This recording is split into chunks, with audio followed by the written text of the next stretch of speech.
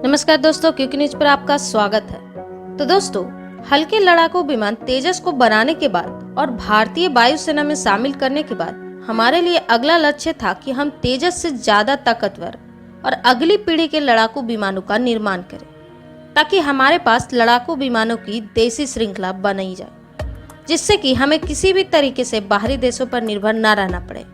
और ऐसा करने के लिए भारत ने 2 नए लड़ाकू विमान बनाने की परियोजना को शुरू किया था, जिसका नाम स्वरूप तेजस मार्क 2 और एमका को जानते हैं। Tejas mark 2 medium light weight aircraft होने वाला है, जिसे कि F-16 जैसे लड़ाकू विमानों से कंपेयर कर सकते हैं। वहीं पर इसके अलावा एमका यानी कि advance medium combat aircraft Bharat में बनाए जाने वाला सबसे ज्यादा खतरनाक लड़ाकू विमान होने वाला है, क्योंकि ये एक 5वीं पीढ़ी यानी कि 5th जनरेशन का लड़ाकू विमान होगा।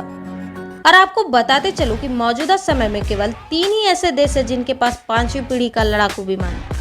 पहला देश है अमेरिका, जिसके पास F-22 और F-35 जैसे लड़ाकू विमान है, जो कि 5वीं पीढ़ी का है। और दूसरा सुकोई 57, जो कि रूस का विमान है 5वीं पीढ़ी का।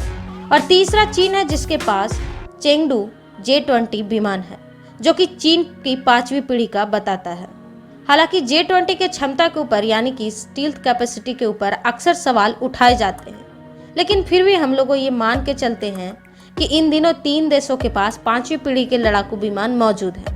वैसे जिन्हें स्टील्थ का मतलब नहीं पता, तो उन्हें मैं बताते चलूँ कि स्टील्थ जो कि टेक्नोलॉजी होती है, उससे लड़ाकू विमान रडार के पकड़ में नहीं आता है। तो दोस्तों, अब बड़ी आसानी से अंदाज लगा सकते हैं कि हमारा एमका कितना ज्यादा खतरनाक और एडवांस लड़ाकू विमान होने वाला है।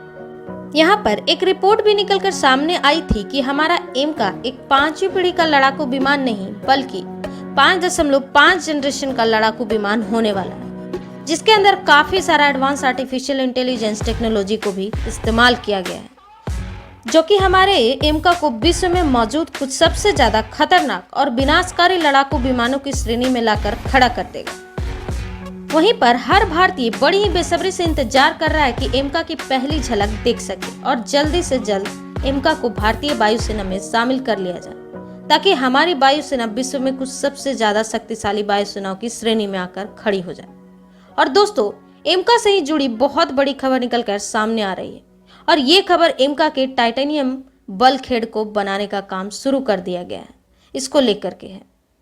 रेफरेंस के लिए HAL के ट्विटर पेज का स्क्रीनशॉट डाल दिया है स्क्रीन पर। तो दोस्तों, दरअसल बल्कहेड किसी भी विमान के स्ट्रक्चर का एक बहुत ही ज्यादा महत्वपूर्ण हिस्सा होता है। दरअसल बल्कहेड वह हिस्सा होता है जो कि एक बार किसी विमान में लग जाए तो वो जब तक विमान रहता है तब तक उसका बल्कहेड उसी तरह से रहता है, यानी कि बल्कहेड को कभी भी चेंज नहीं किया जा सकता। अब आप अंदाजा लगा सकते हैं कि एक लड़ाकू विमान के इंजन को भी कुछ समय के बाद बदलना होता है, लेकिन विमान का बल्कहेड कभी भी बदला नहीं जा सकता।